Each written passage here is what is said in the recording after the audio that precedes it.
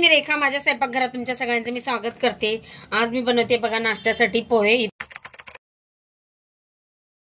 इथं कढई ठेवली, याच्यात तेल टाकून घेते।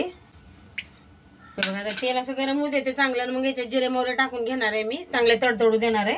हे बघा तेल बी चांगलं गरम झालं, ते जिरे मोहरी टाकून घेऊ याच्यात। जिरे मोहरी चांगले तडतडले की आता याच्यात टाकणार आहे बघा मी। इथे मी शेंगदाणे घेतले बघा, शेंगदाणे असे भाजून घेतले मी हलकेचे। आता हे शेंगदाणे आपण तेलामध्ये टाकूया, त्यांना पण आपण चांगले परतून घेऊ तेलामध्ये। हे बघा चांगलेसे खरपूस परतून घ्यायचे आपल्याला शेंगदाणे पण। हे बघा शेंगदाणे मी असे परतून घेतले बघा मी तेलामध्ये। आता इथं बारीक चिरून कांदा घेतलाय आणि हिरवी मिरची घेतली आहे चिरून अशी, हे पण आपण टाकू। आता चांगले परतून घेऊ, हिरवी मिरची आणि कांदा पण चांगलं परतून घ्यायचं आपल्याला। कांदा मी जरा मोठा मोठाच कापून घेतलाय बघा, मस्त लागतो असा मऊ झाला का। त्याला बी चांगलं परतून घेऊ आपण। कांदे पण असे मऊ झाले हलकेचे आणि असं खाताना एकदम कचर कचर आवाज येतो कांद्यांचा, मस्त लागतात कांदे। आता याच्यात टाकणार आहे बघा मी चवीपुरतं मीठ, म्हणजे आपल्याला मीठ इथं टाकायचं तेलामध्ये, म्हणजे सगळ्या पोह्यांना लागलं जाईल। आणि मीठ ना थोडंसं बेताना टाकायचं, नाही त्याला खारट होतात पोहे। आणि याच्यात टाकणार डाळ, ते पण मिक्स करून घेते।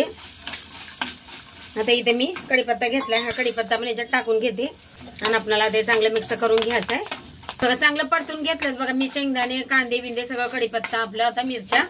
आता इथे मी पोहे भिजून घेतले बघा, 10 मिनिटं झालेत। हे बघा आता हे पण टाकते ह्याच्यात आणि आपल्याला आता चांगलं मिक्स करून घ्यायचं आहे, एकदम असं खालीवरी करून घ्यायचं आहे। आणि मग आपल्याला याच्यात टाकायचं बारीक चिरलेली कोथिंबीर आणि लिंबाचा रस।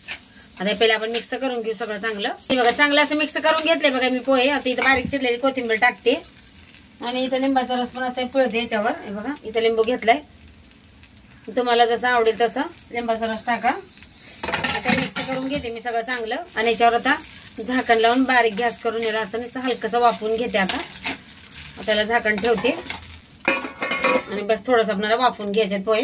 बघा आता झाकण काढून घेते मी। हे बघा मस्त झालेत आपले पोहे पण। आता गॅस बंद करते हे बघा आणि प्लेटमध्ये काढून घेते। मस्त असे मोकळे मोकळे झालेत बघा। हे बघा पोहे मी प्लेटमध्ये काढून घेतलेत बघा। शेव बारीक टाकायची, टाकू शकता खाताना। मी तर बारीक शेव घेतली आहे, आता हे टाकणार आहे याच्यावरती। हे बघा किती मस्त पोहे बनवून तयार झालेत की नाही। व्हिडिओ आवडला तर एक लाईक नक्की करा आणि त्याच्यावर ठेवणार आहे आता एक लिंबू। हे बघा